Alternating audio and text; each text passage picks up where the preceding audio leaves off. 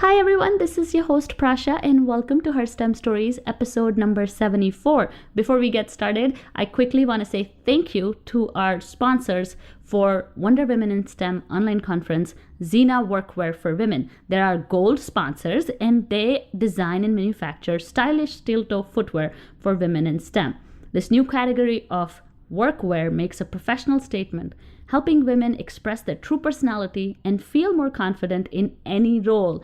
I bought one pair and I am not kidding. I walk on the factory floor with so much panache. Like I feel so confident and I feel like I am present with my full self and not in like clunky, ugly steel-toe shoes. So every person who works in a factory or in a construction site where they need to wear steel-toe shoes need to visit this website at xenaworkwear.com.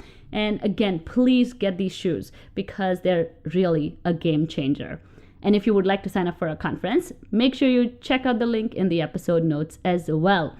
Today's episode is super special because today we're talking to our very first finance coach. Yes, finance and money is one of the major reasons I promote women in STEM, because when women are empowered, they're financially empowered to take control of their lives. And this is all we're going to talk about in today's episode.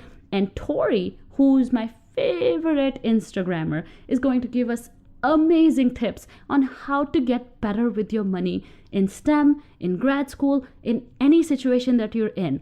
And she's going to also talk about student loan debt. So this is just amazing. So make sure you keep listening to this fabulous episode. Welcome to Her STEM Story, a podcast about real women with extraordinary science, technology, engineering, and mathematics stories. In this show, we'll talk to some absolutely inspiring women and highlight some women-led organizations in the fields of science, technology, engineering, and mathematics. We'll learn more about their work, their struggles, and how they think we can close the gender gap in STEM professions. Keep listening to get inspired.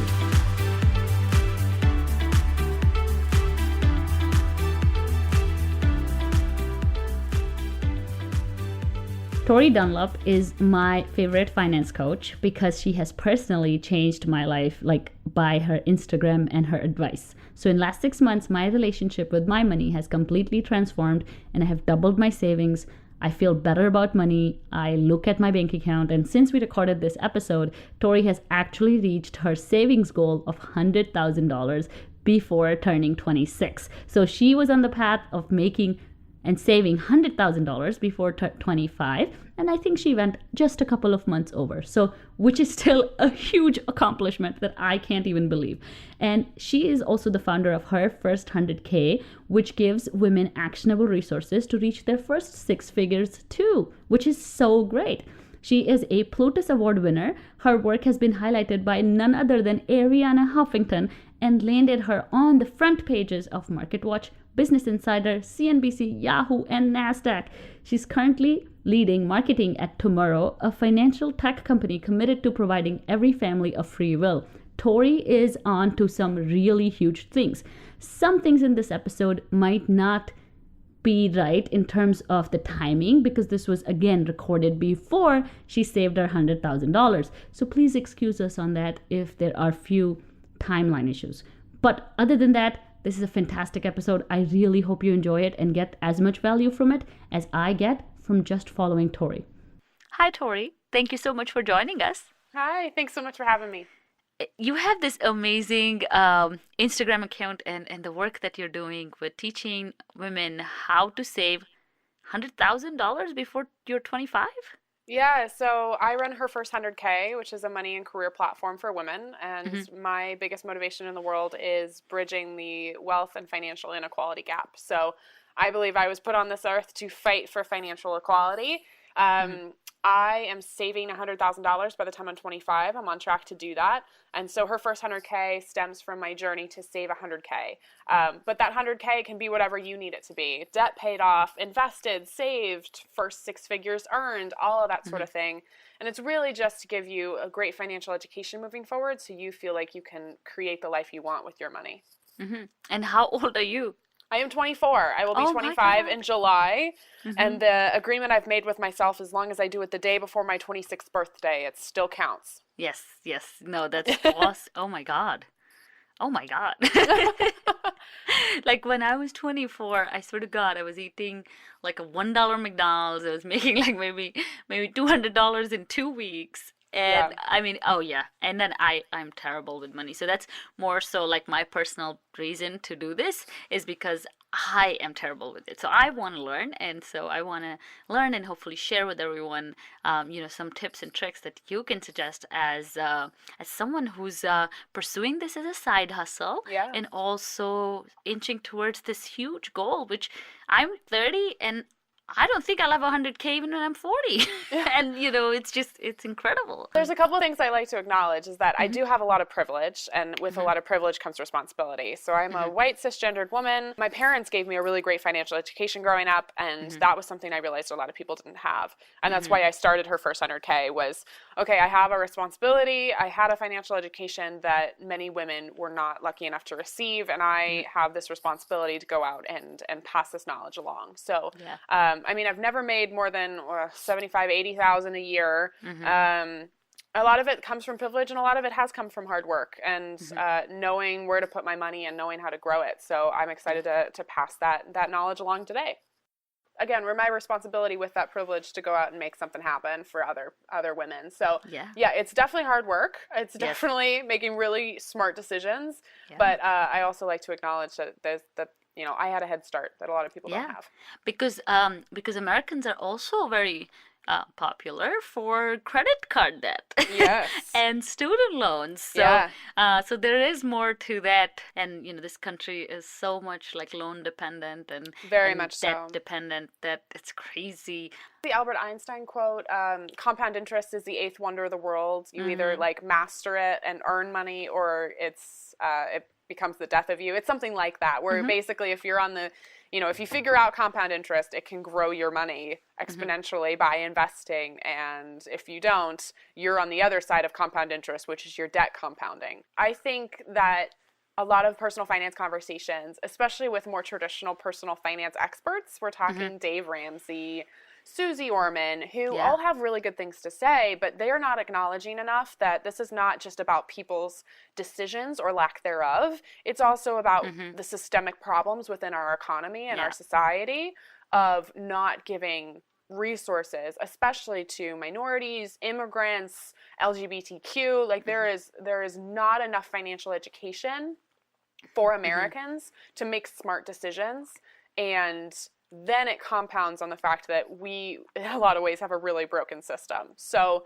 I really try to talk about, especially when I do workshops and coaching, the fact that I think too many people feel a lot of shame around money, women especially. So we feel the same shame. It's very interesting that we feel when it comes to our food consumption and our weight. So if we go through the entire week eating like crap, we get to Saturday night and we go, oh, what's another whole pizza? And the same thing happens with money. Like, oh, I have $10K in debt. What's another $2,000? And it's like, no, it's another $2,000. Like it's another chunk of money. And so that shame keeps us from having conversations because we're too embarrassed, from asking questions that we're afraid we might look dumb, like, oh, we should have known this before. Just having conversations with your friends around money and your family and your coworkers. And so I think it's the shame factor too. So it's not only, okay, we're not offering a good enough financial education for Americans and for our society, but it's also we feel this very inherent shame around our decisions or lack thereof of decisions. And so that's what I really try to do is make money conversations not taboo anymore. Be able to have really honest conversations with people, be able to talk. I mean, people know how much I have saved or know, how much I will have saved. And that was a risk I took on of kind of laying my financial picture out there. Yeah. But I think it's really important. It's like anything else. Just if you don't talk about it, if you bury your head in the sand and you act like it doesn't exist, or if you act like there isn't a problem, that problem doesn't go away. So I really try to advocate for not only having conversations, talking about money, but how can we change the system as well? Yeah, no, definitely. I think that's you said it so well. I feel like people, especially women, as you said, I wish we had to wear our bank balance on our sleeve. We'll see Right. how that turns out for everyone. Well, and I think we have shame. I have shame in a way of having done really well financially. Yeah. We have shame if we do well financially, if we're making a good salary, if we've been, financially responsible. And we also have shame, of course, if we're in debt, if we feel like we've made poor financial decisions, and just not enough people are talking about it. What's incredible is when I get groups of women together to do workshops or speaking events and we start having these open conversations, the questions they're asking are questions that every other woman in that room has asked before or is still wondering about. Yeah. Or the experience of one woman who feels so alone in that feeling of like, oh, my debt is stressing it's a stressful part of my life. It is the most stressful part of my life. Yeah. And 10, 20, 100 other women in that room can also raise their hand and be like, girl, I'm there with you. I feel the exact same thing. So that's also the importance of talking about money is not feeling alone. Yeah. Yeah, no, definitely. And it's just it's a weird topic. I don't know if it has to do with culture, it has to do with, it's systemic. Culture, definitely. Yeah. I mean, we're told forever, right? Talking money is taboo. It's just like talking religion, talking politics. I think more people would rather talk about their sex lives than money. That stat came out recently, that more people would rather talk about what they're doing in the bedroom than what they're spending their money on and where their money's going. So what do you think causes that? Like, I feel like, what is that one thing you think is like we can change like right now? Well, about how we feel about money. I mean, I think that having a financial education is a woman's best form of protest. And the patriarchy and society wants us to not talk about money because money is power. And it's power for good, right? We hear that money is evil in a lot of ways. Like wanting to be rich, wanting to be wealthy we're told that's evil. We're told that's consumerist, that's egotistical, all of these things. But that narrative has been told to us by the very people who don't want us to have power. And don't want us to have money to donate to causes we believe in, to remove ourselves from unhealthy situations, to lift other women up, all of these sorts of things. So I think, it stems from, money is taboo, talking money is taboo, but I think it goes back even further of, when you were the person, if you were the person managing money in a relationship, you had the power.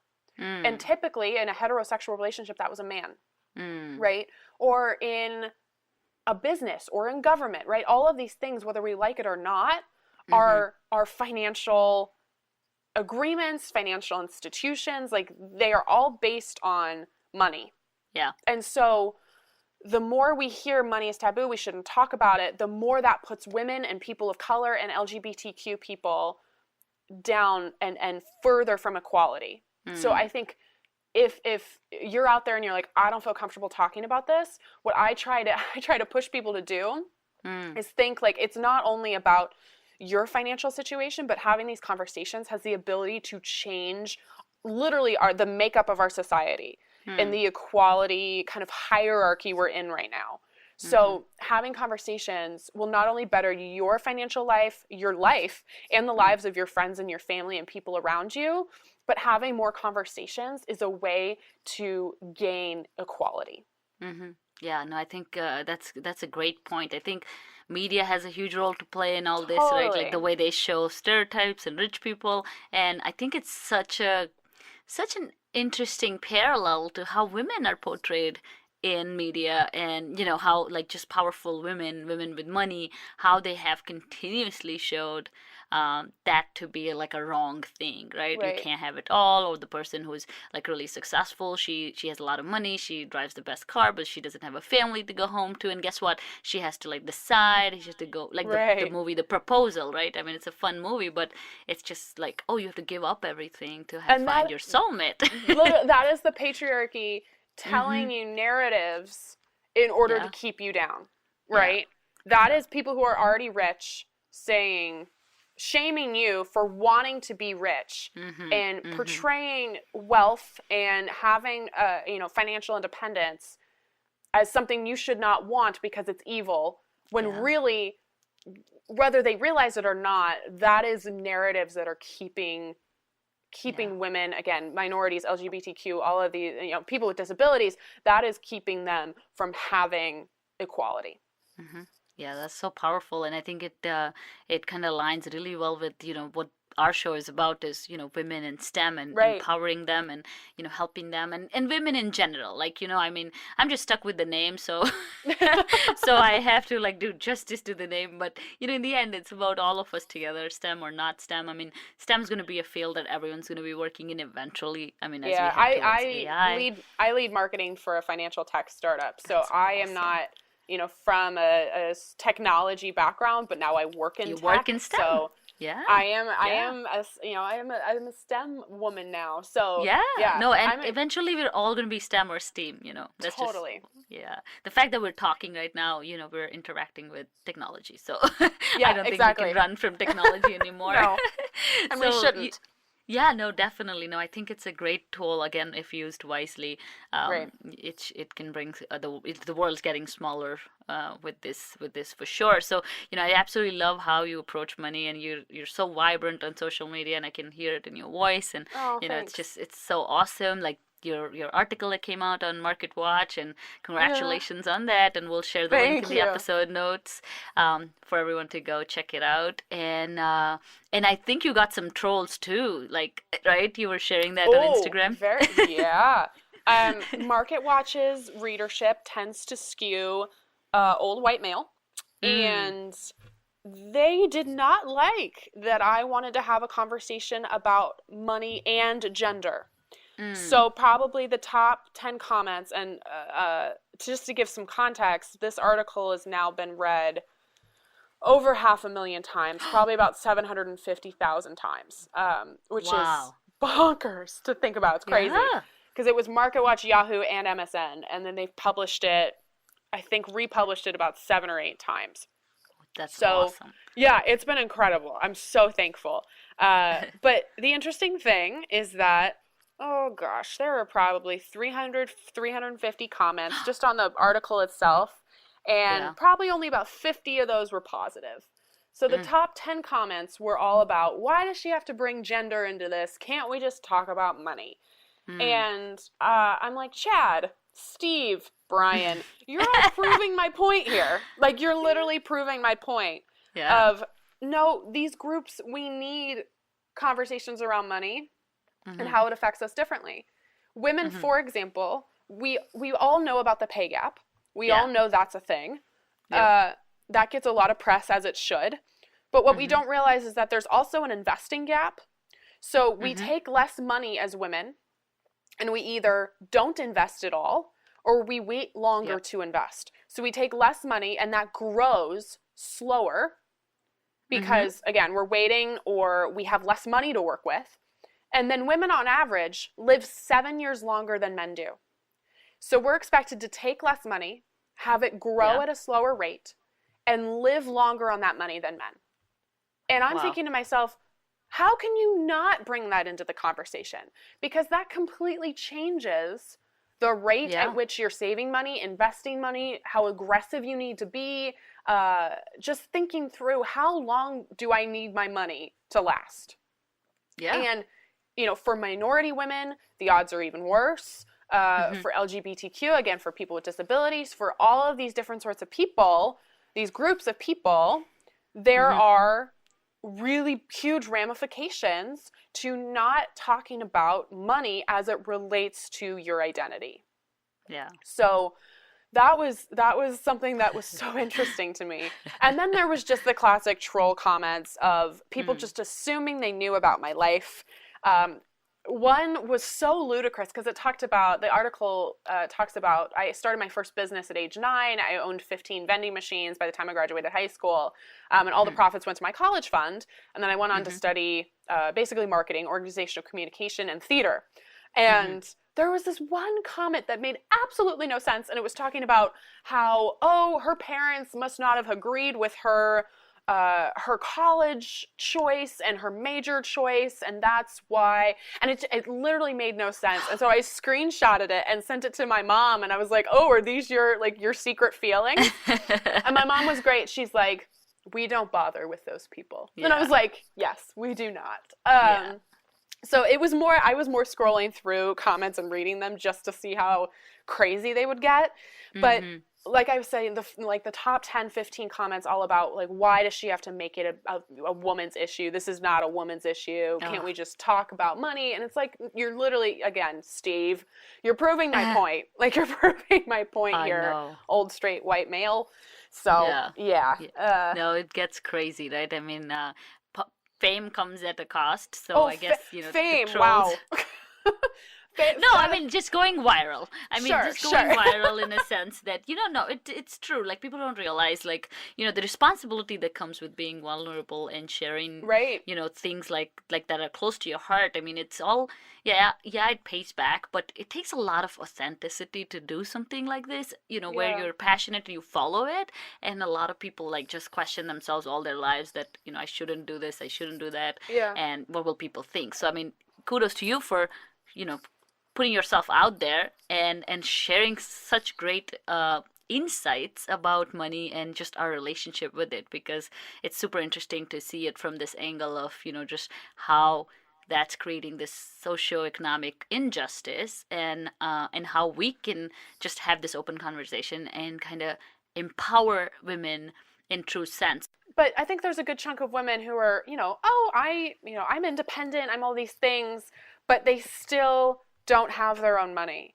And one of my kind of catchphrases is having funds is having freedom. Having funds means having freedom. So like I was saying before, I have had conversations with friends, with people I work with who are women who are living, in Seattle, one of the most expensive cities in the United States, who share a 1-bedroom or studio apartment with a partner that they no longer want to be in a relationship with. But they can't afford, they cannot afford their own apartment because they're either not making enough, they haven't saved enough, they're not ready to go out on a limb yet, and so they are stuck in sometimes abusive, sometimes just like, I'm not interested in this relationship anymore. They're stuck in those situations that they don't want to be in. Like, I took a job that my gut was telling me wasn't right, and after 10 weeks I had to quit because it was so toxic. But I was able to quit that job without another one lined up because I had an emergency fund. Because I had money to be able to say, no, I'm not going to be treated like this. I don't want to put up with this. I don't want to spend another day here if I don't have to. And I left. And it's not all negative, right? The money, taking a vacation, taking a trip you've always wanted to go on, buying a house, having children, not having children. There's so many doors that are open to you once you decide, okay, and I think that's one thing that a lot of people get wrong about money is they look at it and they go, oh God, it's all these hoops I have to jump through, and it's a pain, and it's numbers, and it's not that. It's, what do you want out of life? Yes. And how are you going to afford it? How are you going to figure out how you're going to get there? If you want to buy a house someday, great. That's your goal. Yeah. It's your why. It's figuring out, how am I going to do this, and creating the life you want. I work with couples. You do like money counseling for couples. And one of the things I advise when you're talking about money with your partner is, rather than splitting hairs over like these day-to-day expenses, talk about your goals and talk about the life you want to build with your partner. And then talk about how money as a vehicle, as a tool, can get you to those goals. So this is why I do what I do, is money is power, money is knowledge, money everything gives you the ability to make decisions. Yeah, it's incredible. And I think, I was telling like my cousin, so the reason I started the show was, my cousin was saying, how can I have a life where, I can have all the things in the world, I can go to Sephora all the time, I can travel the world. And I go like all these women in this car, so we were driving to my wedding, and all the bridesmaids are engineers. And so I said, all these girls in the car can literally afford anything they want. Like, they work for Google and Cisco, and people making 6-figure salaries, and Facebook. And I said, they're making like so much money, you can't even it's impossible for us to imagine, coming from like India and stuff. And I said, they can literally go to Sephora and buy anything they want. Like, it's not like they have to think about it. And that's where the shame comes in, right? Is we hear too much in personal finance advice, like, don't buy the daily coffee. Like the daily coffee is what's keeping you from being rich. And I'm like, bullshit. Like, it's not. Like, it's just not. What is keeping you from being rich is like, it's the big wins, right? It's like lowering your housing costs, negotiating a higher or moving on to another job that's going to pay you better, getting a side hustle, right? Those are the big things. And if it's your priority, like if having a coffee brings you joy and that's one of your financial priorities, I will never ever tell you to not buy coffee. Or if makeup, right? If going to Sephora is a priority for you, great. You can afford pretty much anything. You just can't afford everything. Yeah. So you have to decide where is my money going. But to your point about Sephora and like 6-figure salaries, what I see too often enough too is like a lot of people who don't make 6 figures are thinking to themselves, oh, if I only made 6 figures, all of my problems would be solved. And yes, most definitely. But I also work with clients who are making 6 figures who somehow also get to the end of the month and they've blown all their money. So it's not a complete solution. Like if you make $1 million a year, if you make $1 million, but you're spending 1.2 million, like, you know, that's still you're an still gonna be issue. Miserable. Yeah, no, it's true. Or, it's like not. And I know that how sounds much crazy, $1 million, but like, so many of my friends, you know, maybe making 70, 80, 120, 130, because, you know, Seattle and tech, and they're blowing 90% of it, 95% of it, or sometimes 110% of it. So, no, it's terrible because, you know, they say like it's not the money you make, it's the money you save. Right. You know, that dictates like how peaceful you'll be, and a lot of stress comes from money. I think there's just so much stress around relationships, around just the way you live. Like you know, I had to come to terms with this like a month or so ago. You know, I had this huge, you know, tax issue, and I ended up like, you know, like not being happy about it, and I'm like, this is not okay. Like we, you know, something's not right, and we gotta like face it head on. And you know, me and my husband are not the best with money, so we were, you know, kind of figuring that out. But you know, one thing we had to do was, you know, as you said, like make a goal, just do it. Like, you know, there is no, like, you can't blame your circumstances. You know, I think a lot of people try to blame their circumstances with money, and then, oh, it's out of my control, so how can I change it? So let me not worry about it. And then it's just such a lingering thought. And I'm not kidding. It's just literally, I think it was right around the corner when I started following you. I would say like 40 days ago or something. You know, I downloaded Charlie, and I, you know, consolidated my debt, my this, my that, and like literally 3 or 4 things. I didn't do like a whole lot. Yeah. And I didn't even change like a lot of things that we do. Like, you know, like if it is buying coffee or lunch or whatever.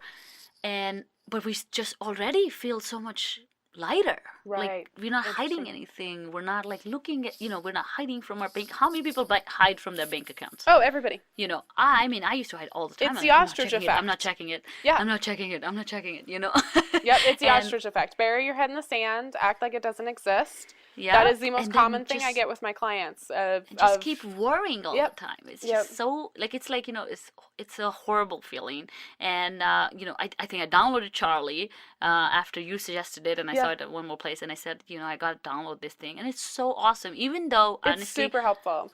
I'm not even doing anything. Yeah. You know, honestly, I told my husband, I said, okay, what stresses us out is cutting down finances, you know, cutting down expenses, and doing this and doing that, right? All I want to do for the next 3 months is just look at it. Just face it every single day, look at it. That's it. We're not changing anything, you know, we're just going to be. And of course, we're going to move some, you know, some debt around because we don't want to pay too much interest. And so we did that, and that's it. And now we're just, you know, chilling, like just watching it. And hopefully, you know, get comfortable enough and understand it properly, our habits and stuff. Because I also think that people want to, like, I used to do this all the time, right? I would be like, oh, we're going to save $10,000 like tomorrow. Right. Like, you know, like that's all or nothing, like nothing in between. Like, that's all I want. And of course, 3 days later, you have negative balance, and you're like, like how am I going to do this? Yeah. So it's just like little steps, just like you do in like dieting, or, you know, just like you do when you go to the gym. It's like little stuff every day. But it's just hard to start. Okay, you said a couple of things there, and I'm literally like trying to take notes, trying to follow, because this is all of what I talk about. So if somebody is listening and the ostrich effect is real for them, the number one thing I recommend is I have a money date with myself. And this is what I advise all my clients.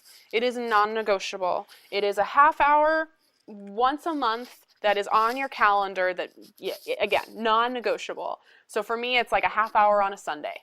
And I make myself as comfy as possible. I get myself a little like down comforter cocoon, pour myself a glass of wine. Nice.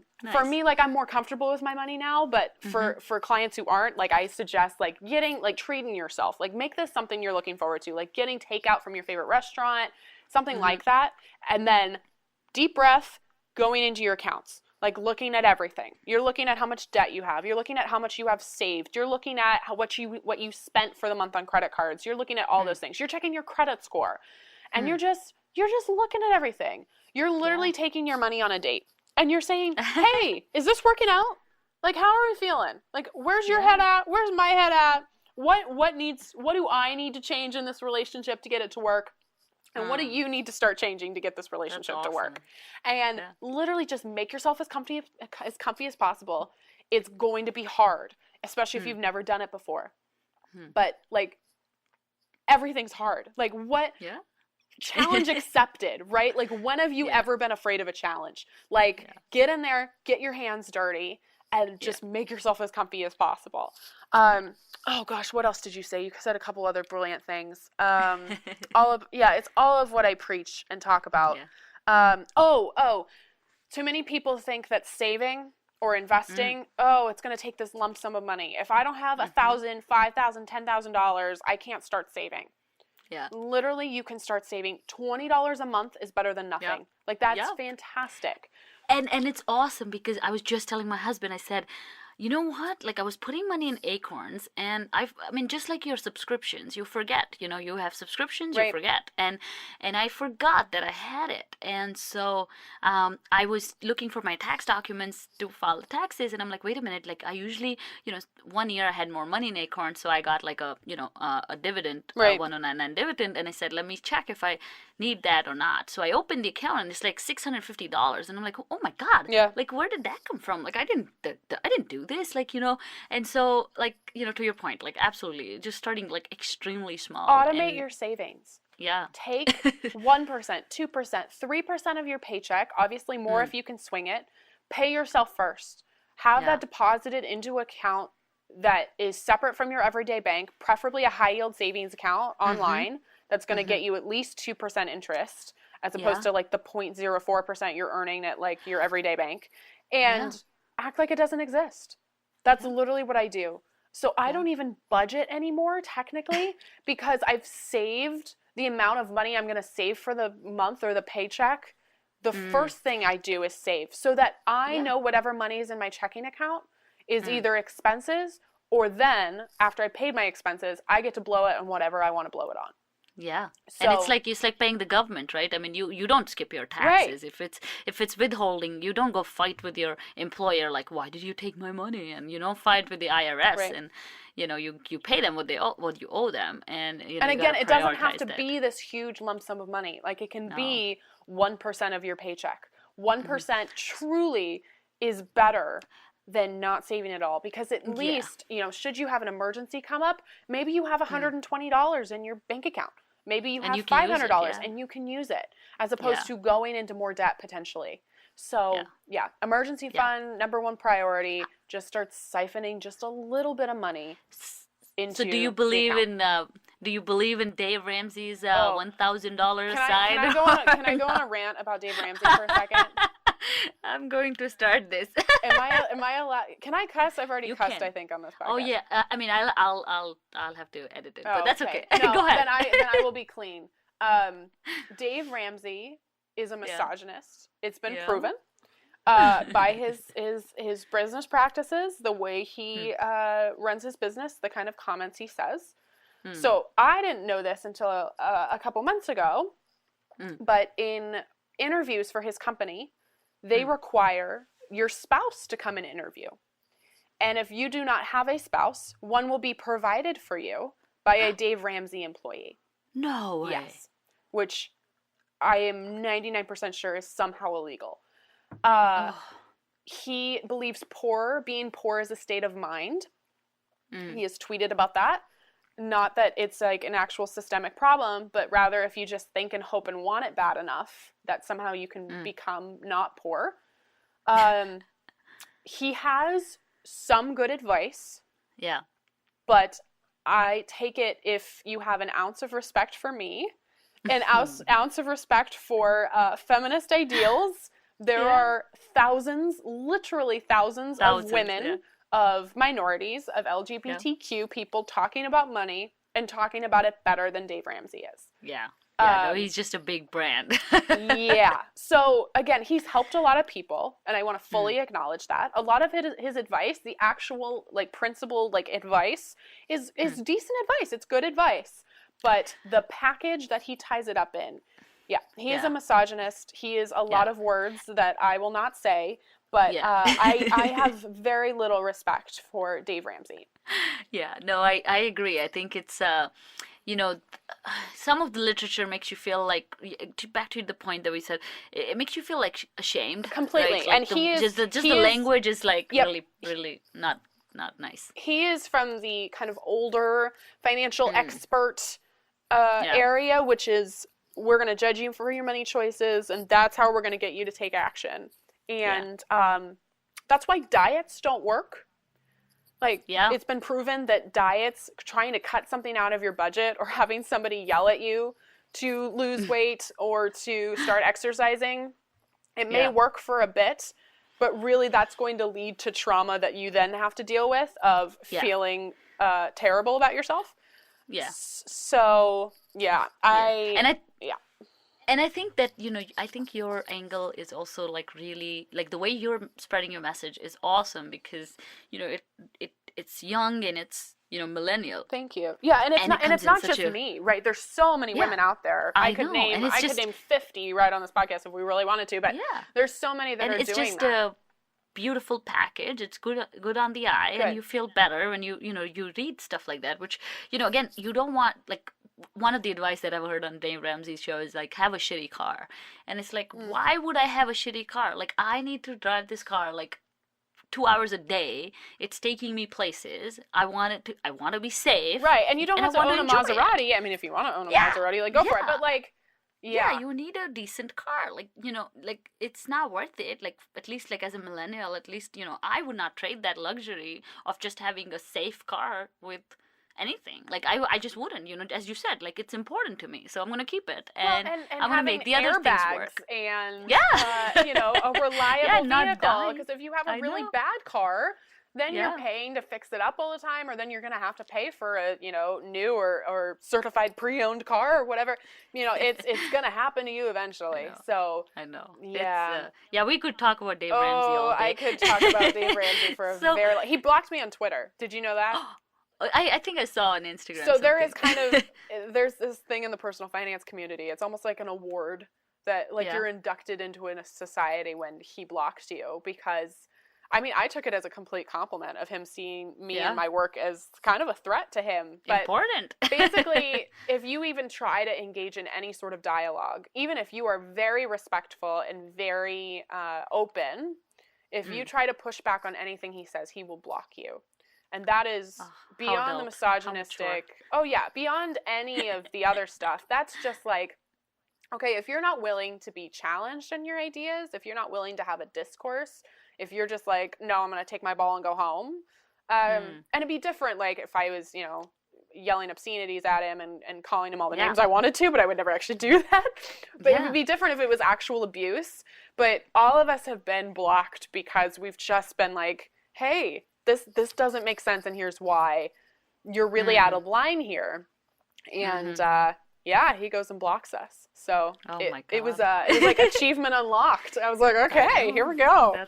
That's awesome. You know, like, STEM education is expensive. Yes. Like, you know, that's really expensive, and I can't believe how expensive it is in the U.S. because I paid like $15,000 for my entire education. Oof. Like, and I paid actually $5,000 for my bachelor's for 5 years of boarding, food, schooling, everything, tuition, everything. So I went to school in India, and it was cheap. Like, I went to a cheaper school, but there are expensive schools there too, but not $100,000. Yeah. So how can someone why would someone go to a STEM college if they're going to walk out of there with $100,000 loan? Like that's one thing I don't understand. So, like, what's your take on just how people can deal with student loans? Yeah, I mean, you asked the kind of rhetorical, hypothetical question, which is why would somebody go to school? And I mean, that's an answer that I don't have, or that we need, 4 hours to get into. But I mean, it is a systemic problem. I think that the student debt crisis is now the biggest debt crisis in our nation's history. Our student debt now outnumbers credit card debt, payday loans, everything else. I think truly you can start small. And if you are looking at this mountain and you're going, oh, how am I going to climb this huge mountain of debt? $20 extra a month towards your principal of your loan payment can potentially mean weeks, months, sometimes, if your debt's big enough, years of freedom early. So if you can take, just a little bit of money that you're spending on things that maybe don't bring you joy, or maybe that you were interested in cutting back on because you're more interested on getting out of debt sooner, take just a little bit of money and apply it to your principal payment every month. Because I know that mountain looks daunting, it looks awful, it looks scary, and it's just like any other challenge, any other goal that you're trying to reach. You have to do it step by step, day by day, baby step, baby step, baby step.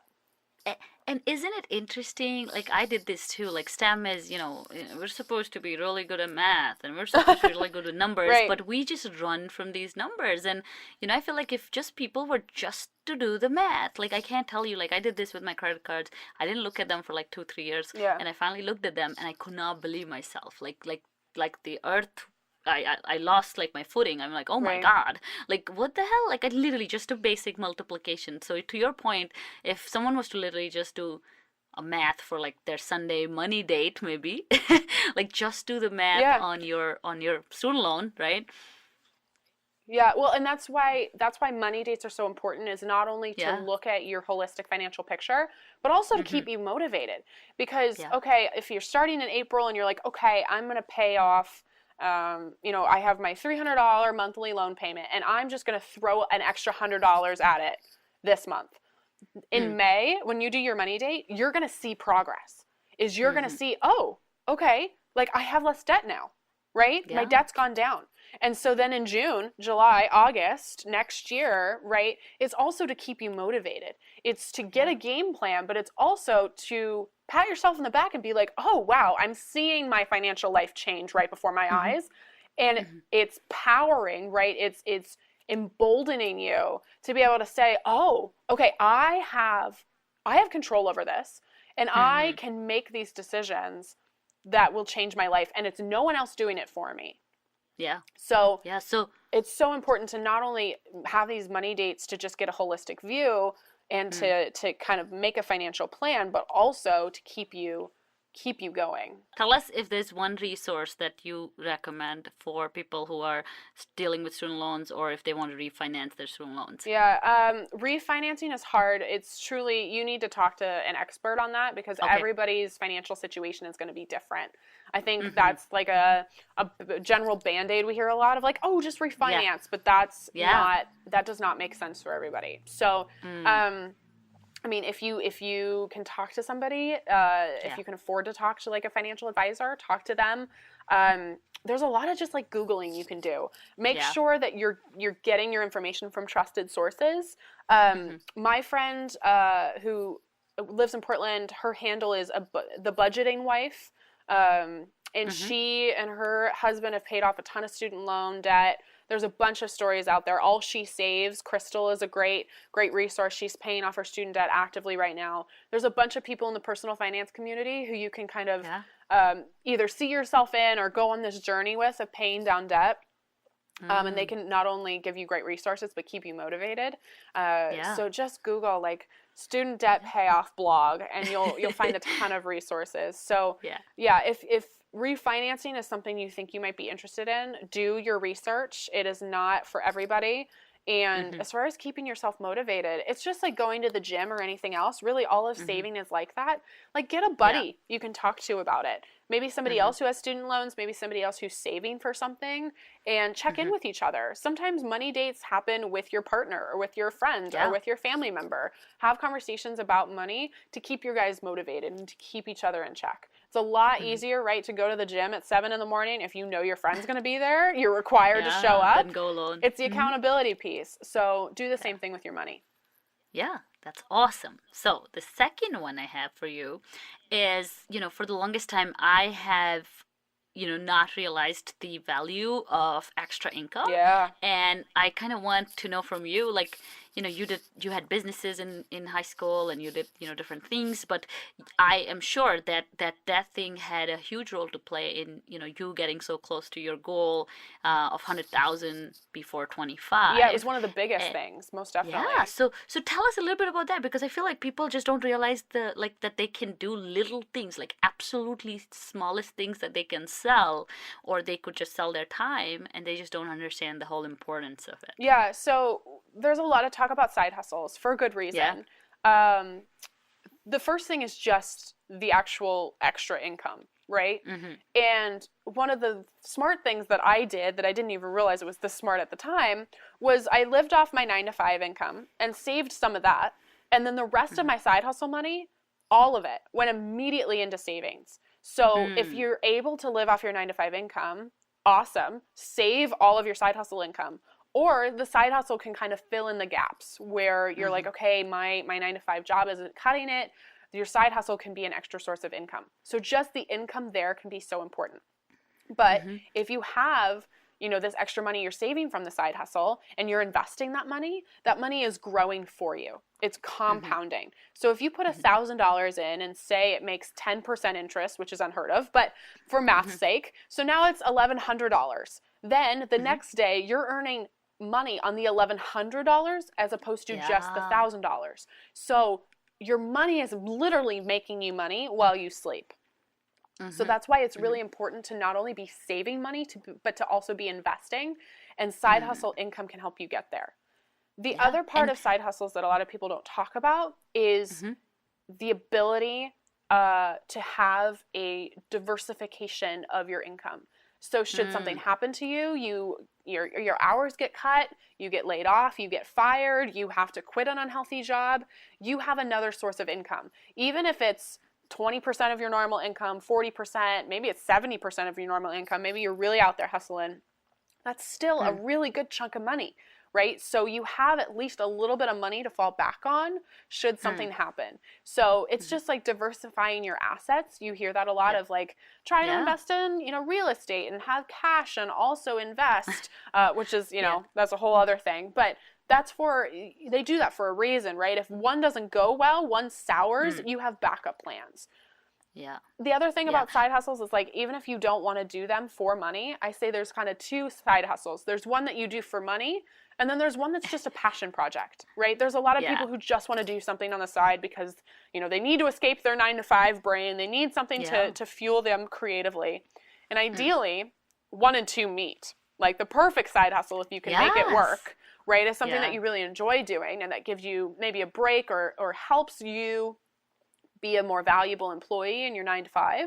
So like I work in marketing for my 9-to-5, and I also did that for a really long time as my side hustle income. I would do social media marketing, consulting and contract work. And I still do some of that now.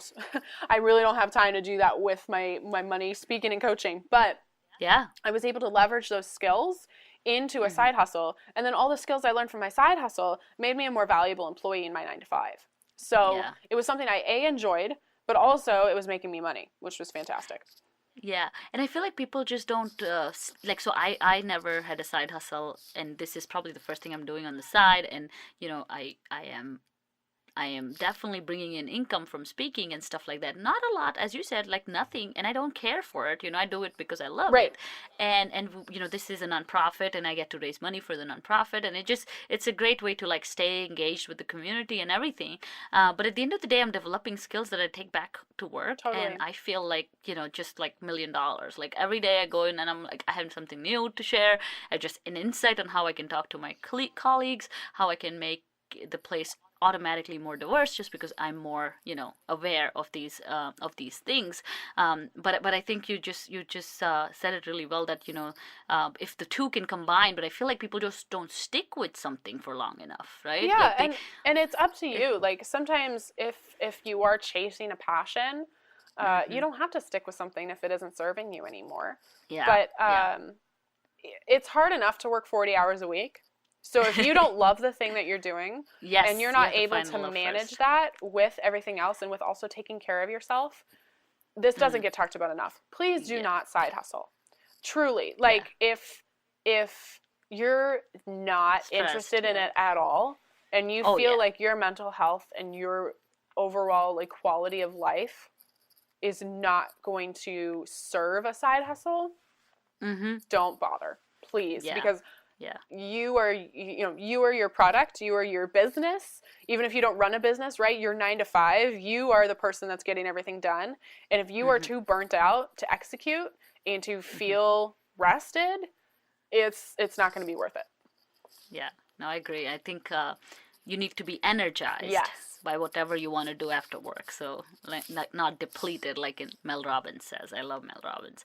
And she says, like you need to be energized and follow what energizes you. And hopefully one day and it will. I mean, if you do something truly for joy, sooner or later, someone's going to be like, would you do it for me? Here's some money. It's just how it works. I mean, so in India, they say creativity attracts. So we have a goddess for creativity and a goddess for money. And so in like prayers and stuff, they'll pray to the creativity goddess first because she can bring money, right? But they won't pray to the money goddess first because money can't bring creativity. That's so good. It's creativity that drives money to flow towards you. You can't go to a store and say, hey, here's the money, give me creativity. Right. So that's a great point. So I have one question regarding side hustles, and this is more like, I'm struggling with this. Sure. Sometimes people feel like I feel like this, I want to grow my speaking and, do all that stuff. And I want to invest in it, right? Because I understand it's a skill I need to learn. I need to, define my message, and I'm not surrounded by a lot of speakers. So I need to hire someone to help me, right? So how do you make little business plans just for your side hustles, so that you could justify, okay, at one place I want to save, but I also want to invest in myself. And it's very hard when you are out of school to actually give someone take $5,000 and I know that $5,000 is going to come back. It's just this struggle that you how do you kind of make this little business plan if you had to? That's literally what I'm doing when I get off the phone with you. I don't have an answer to that question because I haven't figured it out for myself yet. Awesome. A lot of so me next is time truly just flying by the seat of my pants. And that has worked really well. I think one of the things that I've realized is a strength of mine is that I'm actually not a perfectionist in a lot of ways. Perfection is, in Liz Gilbert's beautiful words, perfection is just fear in stilettos and a good coat. Yeah. It's just the fear of putting something out there. So what I've always done is I'm just going to start it and then I'm going to iterate over time. So my blog, I literally bought the domain in a night and threw 3 blog posts up on it at the end of 2016. Thing. And that's how the show started. Oh, I love it. That's literally what I did. I put I think $60 is all I spent in one night. I ordered the mic, I ordered this, I ordered that, and I'm done. Yeah. And then I just hit record, and I'm without any new guests, I posted it. Yeah. And so as far as a plan, that's actually what I'm trying to figure out right now because I know I want to grow my business, and it is growing, and it's getting harder and harder to manage because I have a 9 to 5 as well. I don't know if we've even touched on that, but it's getting hard, and I'm trying to figure out, okay, what is the ROI on my time? What am I willing to pay money to invest in, and what am I not ready for? And so that's something I'm going through right now. But I will say, I have been listening to a lot of, again, great podcasts, great audiobooks, and there was a quote, I don't know if you know Jenna Kutcher, but she was talking about those who pay attention. Yes, and I love that quote. True. I posted on Instagram the other day about how I was a noodle. I couldn't get myself to work out because I was frugal, and because I was I'm not going to pay for a gym membership. I'm not going to pay for a boutique fitness class because I can just run for free, or I can just go on a walk, or I can just watch this free YouTube video, or do like some yoga based on this book. But I didn't do any of it because I am motivated by money. If I pay for something, you better believe that I'm getting my butt to that 9:30 bar class because I paid $15 for it. So I realized about a year and a half ago that if I didn't pay, I would not do it. Yes. So I think in a lot of ways, especially, and I really encourage, I get Instagram DMs all the time, like, how, I really want to work with you, but, quite honestly, I don't want to pay for it. And I'm like, I totally get that. Like, you're talking to, like, frugal queen over here.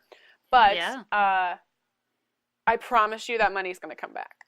Yes. And, like, I don't officially guarantee it, but every woman I've worked with, right, has like, okay, I spent $100, I spent, a couple hundred on a session package, or I saw you speak at a workshop that I bought a ticket to, and I feel so much better, and I'm paying off thousands, for some women it's thousands of dollars of debt, for some women it's saving thousands of dollars, and those who pay attention. And it's so funny because, we go to the mall, we buy clothes, and we drop like $200, right. $300. But we will not, and it's very unique for women. We will go and spend money on, clothes, facials, shoes, somebody else, but we will not spend money on developing ourselves. Men will drop $5,000 on that conference, or, $10,000 on that executive coach without even thinking. Women, for whatever reason, myself included, there is this block. I think it's, it's interesting. There's so many layers to this conversation. I feel like, there is that, in my case, I feel like there is some form of imposter syndrome, right? Oh, like, totally. Like, why should I invest in myself? Because, I'm a fraud. I'm not worth it anyway. Like, why would I do this? I'm not going to get anything out of it because what am I doing? Totally. Yeah. No. What am I doing thinking that I can spend $3,000 on, for your example, like I was going through the same thing of like, do I hire a public speaking coach? And I haven't figured out definitively what I'm going to do, but in my brain, I'm like, okay, who do you think you are? Like, where you can, not only afford a public speaking coach, but do you think you're such hot shit that you need this coach to teach you how to public speak? Like, who do you think you are? Right. And this is what the little fear, the little voice of fear tells you in the back of your brain, the little lizard brain, who's just like, oh, this is scary, and this is unknown, and I don't want to do it. And again, Liz Gilbert, like, she has this great conversation, and she talks about fear a lot. And that fear, again, is the lizard brain that has been with any sort of being. Like, if you run your hand over a tadpole in a pool of water, that tadpole will scurry away. That is fear. But creativity, to your point, creativity is new. Like, pretty new in this, in the vast history, human evolution, right? In the history of our brains. Sure. And fear's only job is to yell and scream and say, "We're going to die." Fear is just trying to keep you safe.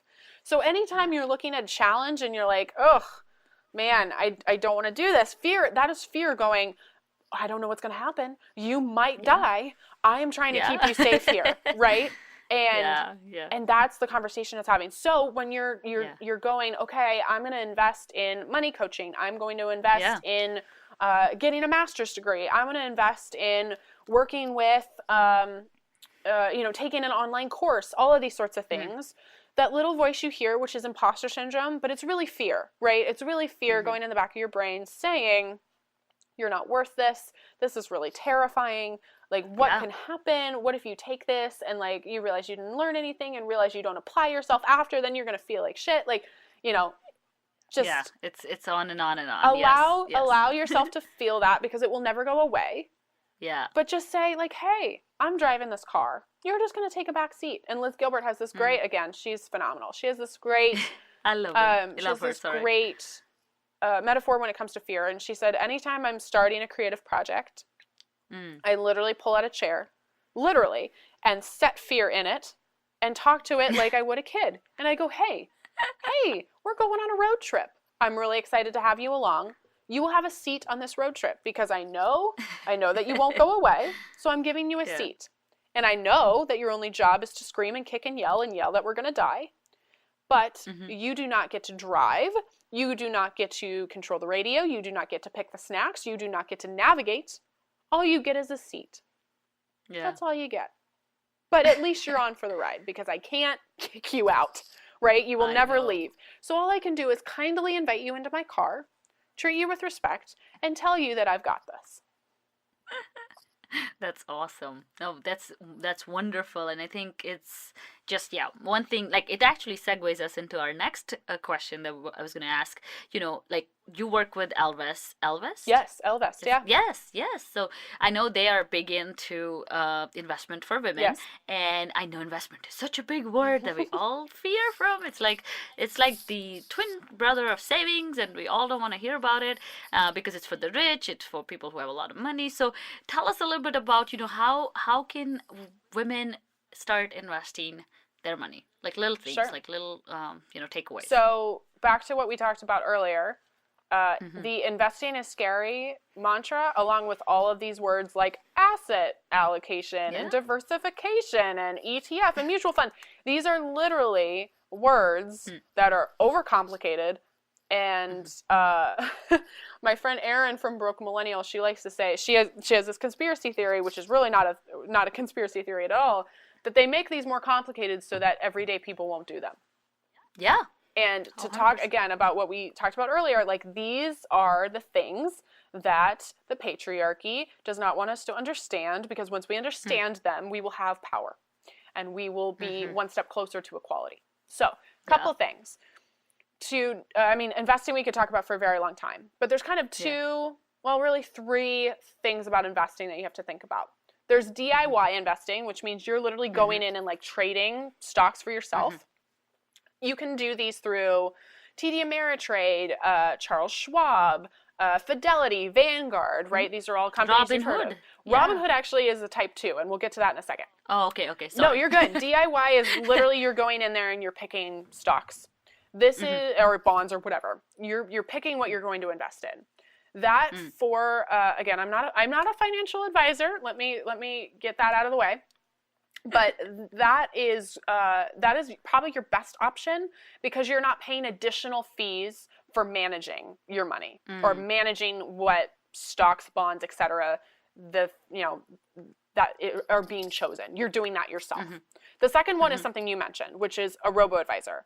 Robinhood, Ellevest is actually a robo-advisor technically. Gosh, who else? Betterment, Wealthfront, Wealthsimple. Robo-advisor basically means that there is somebody guiding you through that process. It's not even really a robot. It's somebody on the other end who is helping you manage those investments. The pro to that is that it's a lot less scary for people because they have because it's an app, right? Well, and they have somebody who's guiding them along, somebody who is helping make those decisions. The con is that they're taking more of your money to do that. So what I like to tell people is if that is going to hinder you, if DIY investing is going to hinder you from getting started, I would rather you pay slightly more in fees, because at least you're doing something. Yeah. And then your third, which you mentioned acorns earlier, is like micro investing, which is just like little tiny bits of money that are being invested. Yeah. So kind of like I mentioned with debt payoff, saving, all of it comes back to baby steps. It does not have to be this large sum of money. There are some accounts, especially with investments, and banks do this too, right? They'll say, you cannot open this account unless you have $500. So to skirt around that, there are some either institutions and some accounts where there is no minimum, where you can immediately start investing. Sometimes you'll pay more fees for those, but again, just like get started and then move your money as you gain more money and as you grow your assets, then you can move it into an account that makes more sense financially, that's less fee, that sort of thing. Yeah. So get started. I have a ton of resources on my platforms. There's so many resources out there. I was mentioning Erin, who runs Broke Millennial. She just came out with her investing book. I was reading it this morning. I went to a class she did last week. Could not recommend it enough. She does a really nice job of like demystifying all of this stuff. But at least get started. Like, I am an affiliate of Ellevest. I have always really appreciated what they've done. Sally Krawcheck, who's their founder, is like my personal hero. Built by women for women. But any of these platforms, again, the Ellevest, the Betterment, the Wealthfront, the Wealthsimple, that's not an all-encompassing list, but those are kind of this perfect medium of being able to get in there, grab the bull by the horns, do your own thing while also having somebody to walk along the road with you. Just keep in mind that an extra fee is coming out of your money for that. It's small, but it's still, over the course of 30, 35 years, it starts to not be so small anymore. That's awesome. And I think a few more things, like, and you can correct me, but I think a couple of things that I found useful is also like, again, to our point of investing in yourself, that's an investment too. Like, if you have to go take a class, and that brings me to your workshop that you're offering, and then all the other stuff that you do. So tell us how we can invest with you, Tori. So I run her first 100K, her first 100K.com. You can find all of my social platforms as well as my free Facebook group through that. I offer a ton of free advice in the group as well as on Instagram. So that's kind of the free access to me and my resources. I also am offering a live virtual workshop around budgeting and savings. This is a workshop I've done dozens and dozens of times to women all over the country. And that is it's $49. Super cheap. That's like the cheapest you'll ever get to work with me. But that's happening. And then I also have personalized career and money coaching. So that's literally, we sit down, we look at your entire financial picture. You come to me with your goals. You come to me with what's stressing you out. And we leave that hour or sometimes 3 or 5, split up over a period of time with a plan for you. So that's my favorite, because I get to serve you as a holistic person that you are. I get to look at, really deep dive into your financial life. So that's an option. I also have a digital download product called the Cash Calendar, which I absolutely love. It's basically a money diary on steroids. So it's not only tracking what you're spending money on and how much, but how it made you feel and why you're making that purchase. And that's where the really transformative work happens, because it's resetting your emotional spending triggers and figuring out, okay, where am I spending my money? Does it bring me joy? And how can I reroute this spending instead? And how can I spend money on things that bring me joy more often too? I'll share all the links in the episode notes. And, I guess, Tori, after talking to you, I feel like you're the Marie Kondo of millennial finances. Thank you. That's a huge compliment. I need to go, bless everybody's joy money. So many times. I need to bless everybody's money. But no, it is true. That was inspired for me and a bunch of other people. Like Marie Kondo helped bring that into the forefront. But it's really, it's not just joy. It's like, does this bring you, are you grateful for this purchase? Is this something that is bettering your life? But it is kind of Marie Kondoing your finances. Like, if something's not bringing you joy, throw it out or spend it on something that's bringing you joy. And you don't know what brings you joy truly until you've figured that out. Before we let you go, we need to know your favorite book. I know it's Dave Ramsey's Financial Principles, but I'm going to ask anyways. The Great Gatsby is my favorite book. Awesome. I've seen the movie, but I didn't. I annotate it for fun. It's a great book for a couple of different reasons, but my favorite part about it is that you can read it straight through, and it's super entertaining, even if you're not looking for any symbolism or anything like that. So I think too many highbrow American classic books are just too steeped in what does this mean and what is this? And it's definitely got that on a deeper read, but it's also just so entertaining if you don't want to dig into any of that. So I love The Great Gatsby. And I love how you answered that. I don't think any guest has ever answered this question this fast. I've recorded. Oh, it's so funny. Everyone goes like, "Oh my God!" Oh, I have all of my favorites, and I literally do it because even if it. Yeah, Great Gatsby is my favorite. I have a favorite movie. I have a favorite food. I have all of these things because I get asked them, and I'm like, okay, I'm just going to rattle them off. I know them. So, Great Gatsby. Wonderful. Thank you so much. Thank you so much for all your support. It means the world, truly. And that was Tori with some incredible financial advice and her amazing story. Please use the links in the episode notes to follow Tori and learn more about her. I'm sure you're going to come across her on one of your timelines. Next week, join us to listen to another fabulous STEM story. Until then, please make sure you sign up for our Wonder Women in STEM online conference. We have limited seats available and we are only 2 weeks away. So please sign up by using the link in the episode notes and use the coupon code HERSTEM19 to get 25% off of your registration. Thank you so much for listening. I will see you again next week. Bye.